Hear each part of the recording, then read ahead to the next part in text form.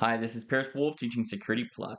So the control type, preventative, that's trying to stop an attack before it happens. So an example would be an access control list. So that's a firewall that has the permit or deny statements based on the IP address or ports, the intrusion prevention system, or an example would be a lock on a door.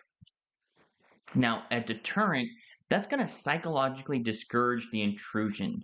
So, an example of the deterrent control type is going to be a camera, a fence around the building, or a loud alarm. So, an example of that would be if you've ever been to U-Haul in their storage area and you walk into a zone you're not supposed to go, the alarms just go wild and very loud. Now, a detective control type that identifies an intended or successful intrusion, and that would be for file monitoring intrusion detection system or the SIME. The SIME stands for System Information Event Manager, and that consolidates all the logs into one spot on your system because all these different devices, you don't want them generating logs for just that device. You want it to send it to one location so you can read through all the information. Now, corrective control type that responds to and remediates the effects of an incident that have already occurred.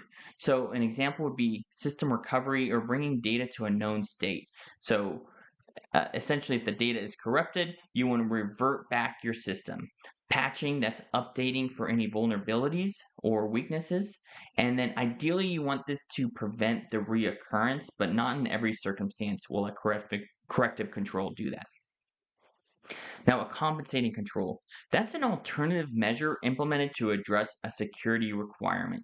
So, an example of why this would happen would be let's say you work at a hospital and they have this $30 million MRI machine and it communicates on wireless on this old WEP. So, it's weak encryption. Well, if they're going to replace that MRI machine, it still works great and it costs $30 million. So they're not going to just replace it.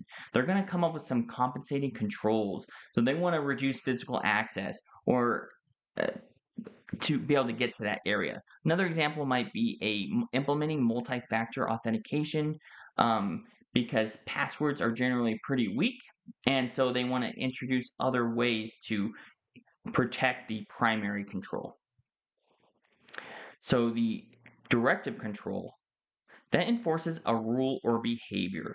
So directives are issued by regulatory authorities such as the GDPR or HIPAA, and they're going to say you have to follow these security requirements because it's law or policy or regulation. And so the directive enforces that rule or behavior. Now, an end of life infrastructure system cannot be upgraded due to funding. What is the best way to secure the system? So, option one here, a system patch. Well, because it's end of life means that there's no more updates. There will be no more patch, so that's not an option. Now, network segmentation, that is going to be to separate it from the rest of the devices on the network, and that is going to be the best way to secure this device. Now, data backup, that's very important, but it's not the best way to secure the system. And monitoring for unauthorized access, this should also be done, but it doesn't secure it. Now, why must HIPAA data be encrypted in transit?